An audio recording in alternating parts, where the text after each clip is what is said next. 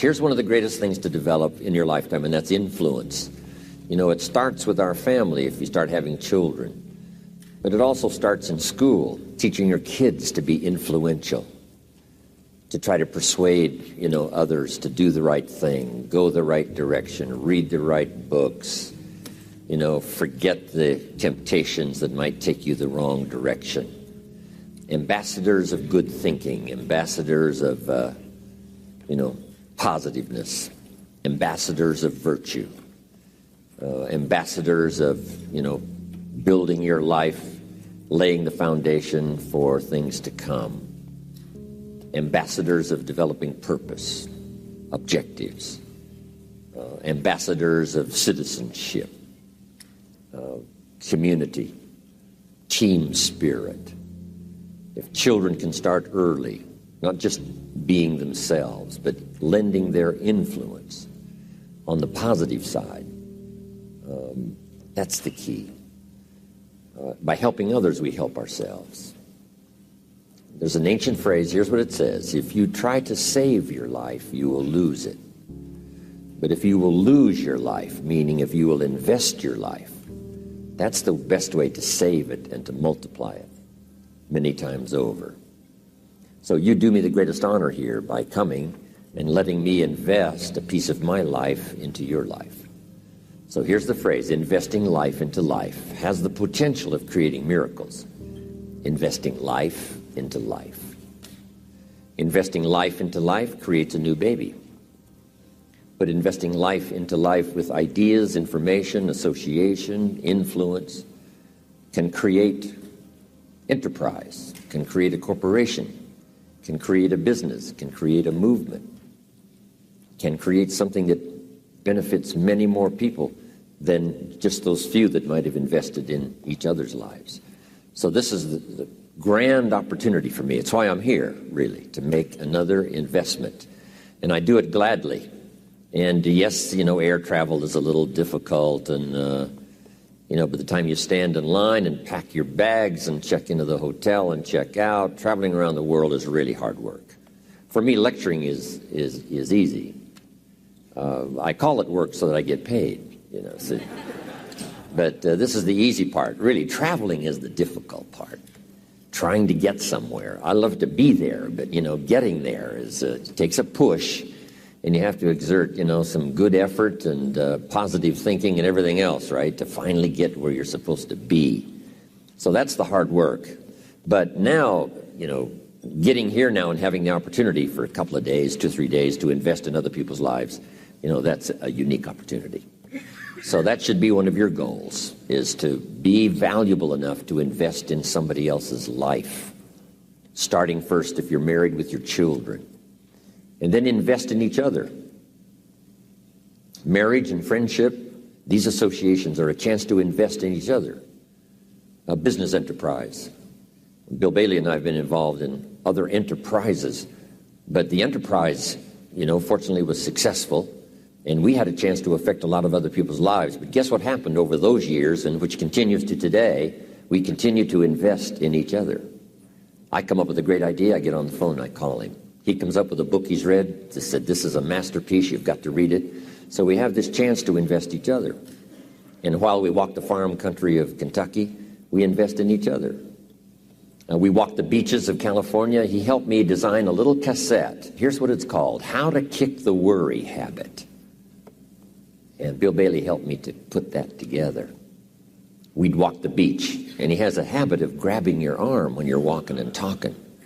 So he would grab my arm until this one would get sore, and then we'd trade places so he could, grab the other arm for a while we're walking and talking. But a chance to contribute to each other. And what I share with him, he shares with others, and what he shares with me, I share with you and others around the world. That contribution of sharing with each other, being influential, leadership, making a contribution to someone's life that no telling how far it may go from the time it starts. So I'm just delighted to be here. Thanks to all of those who have made a contribution. We're going to have lunch in just a few minutes, but let's get started on goal setting. If you're ready, let's say, I'm ready. Ready. Does anybody have 5 pages of notes already from this weekend session? Wonderful, wonderful. A man showed me notes one time that he took 23 years earlier. And he said, Mr. Rohn, I took these notes 23 years ago. Now I want you to sign them. So I finally signed his notes after 23 years. He said, I've used them to build my business and my personal life. It's just been fantastic. And he said, when I took these notes, I was 18 years old. Incredible. So make this note now. You never know who's in the audience. He was 18 years old, just a teenager. We shouldn't say just a teenager. He was a teenager. So you don't know who's out there that's going to make an impact on the world, that's going to do extraordinary things. So here's what you must always do. Always be sincere and always do your best, no matter who you talk to, because you just don't know. All those years ago, in my audience in Orange County was young Tony Robbins, 17 years old, just a teenager. And he went to work for me the next day and joined one of my offices and worked for me 3.5 years. And finally, at about age 20, he ran one of my offices, helping to promote my seminars back there. Incredible, 17. So the man who had me sign his notes was 18. About the same time I met Tony, I was doing a seminar in Los Angeles, and in my audience was a young man, 19 years old. His name was Mark Hughes. And Mark Hughes started an incredible company called Herbalife. But these were teenagers now. Mark Hughes, 19, Tony Robbins, 17, the man whose notes I signed, 18. So it's incredible. You just don't know who's there ready or when the timing is right. And I've just hoped that this weekend was the right time for you. So it's a chance to never be the same again after this weekend, only by choice. You know, by choice you can still go do the same old things. But if this weekend has touched you by what you've heard, the communication from several voices, it's been important. So jot this down. It takes more than one voice to help us to see, help us to think, help us to make decisions, help us to evaluate. It takes a variety of personalities, messages, points of view, the weight of experience. If it comes from several sources, it can be just incredibly valued when you sum total it. And I'm just happy to be part of this sum total of good voices for the weekend. Okay, let's talk about setting goals. When I first met Earl Schoaf, not long after we had met each other, he asked me, Mr. Rohn, maybe here's one of the best ways I can help you. He said, let me see your current list of goals and let's go over them and talk about them. He said, I've got the experience. And he said, let's do it. And I said to him, I don't have a list. He said, wow, you don't have a list of your goals? I said, no.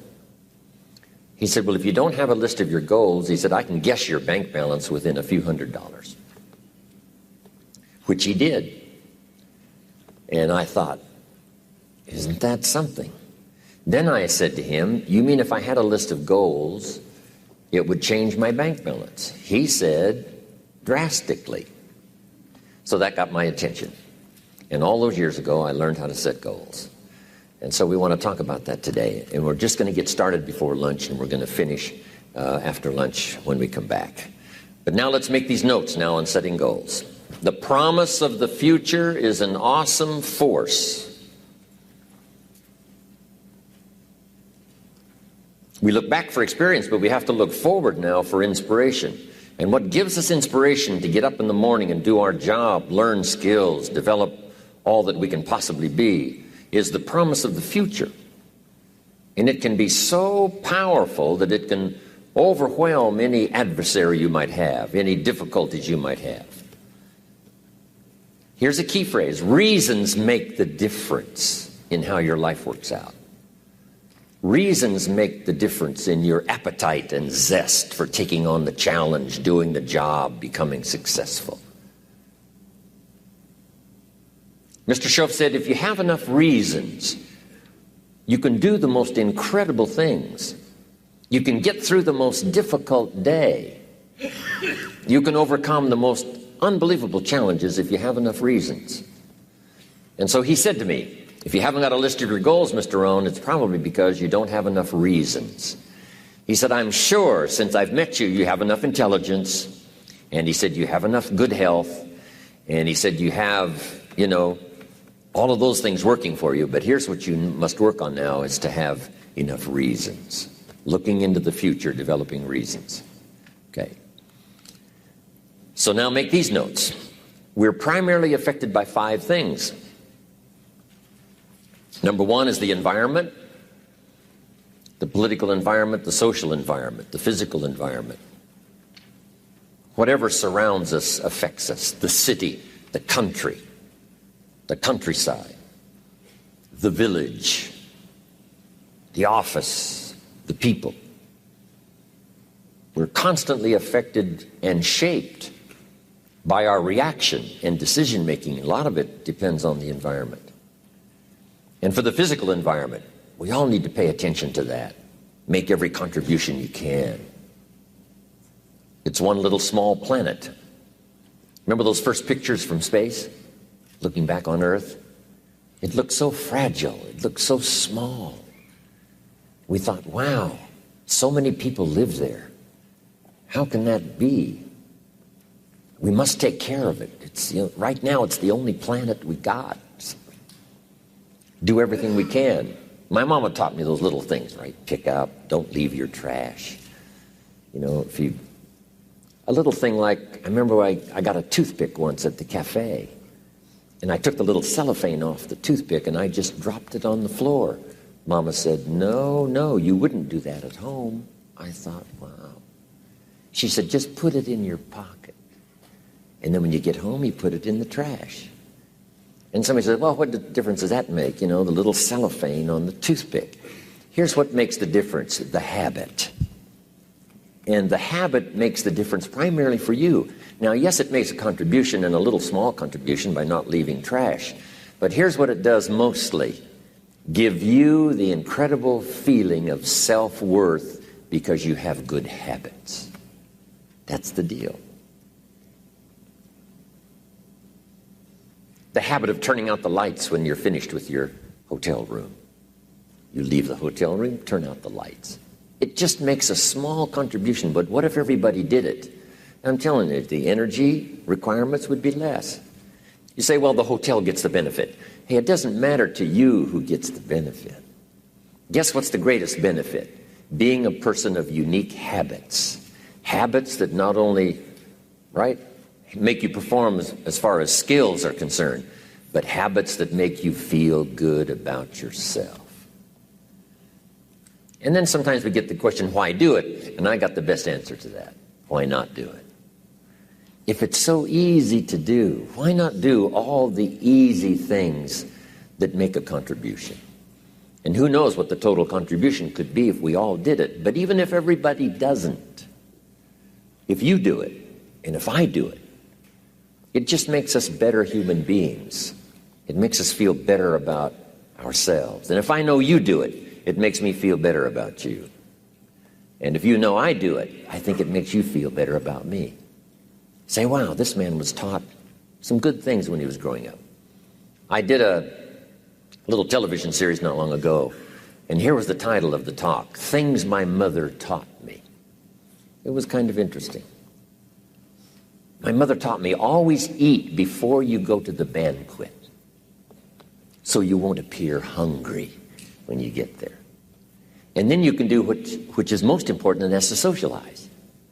So rather than go to the banquet to make up for, a meal you haven't had, and eating everything in sight, not having any time to socialize and mingle with the people, Mama said, always eat before you go to the banquet. Wow, that's really good advice. Little things she taught me. Mama said what? Sit up straight? The reason she said that is because she had a vision of me sitting up straight, shoulders back, chin down, look up, look everyone in the eye, good posture, feel good about yourself, other people feel good about you. Our parents' vision of who they wanted us to be gave us those little tips. Who was it wrote the book, Everything I Needed to Know I Learned in Kindergarten? Thank you. Please. Some countries of the world show unique respect. When I go to Mexico, I love to go to Mexico because they don't just say, hello, Jim Rohn. They say, hello, Mr. Jim Rohn. When they introduce me, they say, this is Mr. Jim Rohn. They don't say, this is Jim Rohn. It's just part of the custom. This is Mr. Jim Rohn. When I first came to the South, I remember just as a kid, and they said, yes, ma'am. Yes, sir. No, sir. I mean, where I was raised, we really didn't do that. But I think the more the South did it, the more it caught on. And now I'm beginning to hear that in a lot more places than just the South. Yes, ma'am. Yes, sir. Things my mother taught me. Things we can all learn. Helps make our lives better, helps make the world better, helps make people feel good about themselves, feel good about us. Incredible. So the environment, whatever little thing you can think of that gives you pride and joy in doing to make the contribution.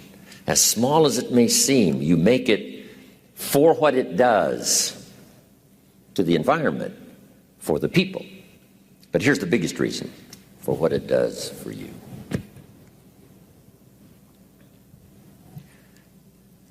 I want to be the best I can possibly be at delivering the message of good words. So we keep working on our skills to be the best we possibly can. Now let me get back now to setting goals. First, we're affected by the environment. Next, we're affected by events. Some events affect us all. Some affect the world regionally, nationally, or by the state or by the community. But some events affect us all. How many of you go back to the Cuban Missile Crisis? How many of you go back that far? Go ahead, admit it. This is okay. You're among friends here. Okay, quite a few of you. The Cuban Missile Crisis, that was an event that affected the whole world. It was unbelievable. U.S. government finally wakes up one day and finds out that Khrushchev's got his missiles on the way to Cuba, and the sites are already prepared. So Kennedy calls Khrushchev and says, Nikita, you cannot put your missiles in Cuba. And John Kennedy hadn't been president very long, so this was a unique occasion for the young president. Nikita Khrushchev says, young Kennedy, this is Nikita Khrushchev. I'm from Russia, and I promise you, sir, we will put our missiles wherever we please.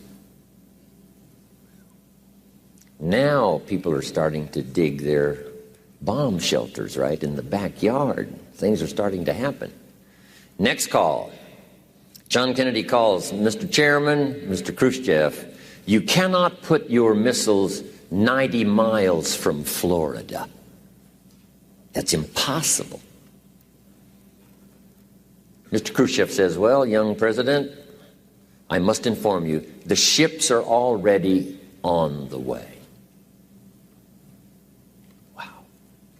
Now we're getting nervous. Next call. John Kennedy calls Mr. Khrushchev and says, Mr. Chairman, I promise you, sir, this is such a serious matter, we will not let your ships arrive. Whoa. Khrushchev calls Kennedy, said, Mr. Kennedy, you must think this over, because if you mess with our ships and stop them on the way, it means war. Last call. Kennedy says, Mr. Khrushchev, I must assure you, sir, and this is for your sober consideration, if it is war, Russia will cease to exist. There won't be any more Russia. Last call.